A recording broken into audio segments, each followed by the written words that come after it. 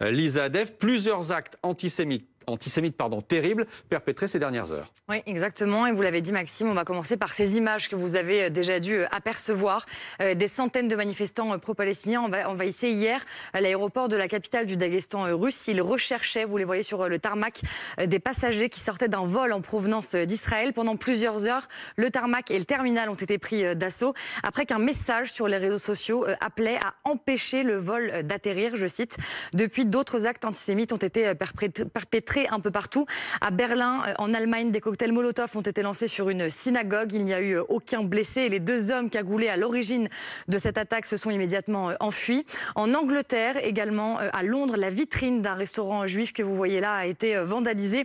Le climat est de plus en plus anxiogène pour la communauté juive sur place. Le directeur du centre communautaire juif de Londres a dû prendre quelques mesures. Écoutez-le.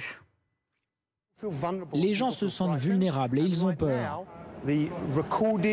En ce moment, les incidents antisémites enregistrés constituent un record. Il n'y a jamais eu autant d'incidents antisémites enregistrés au Royaume-Uni qu'au cours de ces 20 derniers jours.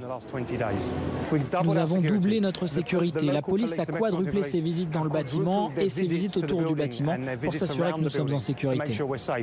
Et il n'y a pas qu'à Londres que la sécurité des sites reliés à la communauté juive a été renforcée. En Italie, des policiers patrouillent devant les synagogues. Ils resteront aussi longtemps que nécessaire. En Turquie, même chose. La police surveille les lieux liés à la communauté juive. Ils vont jusqu'à mettre des barrières, vous le voyez, pour protéger certains lieux. Et en France aussi, ce sont des images de Paris. Comme depuis un bon moment déjà, la police protège notamment les synagogues.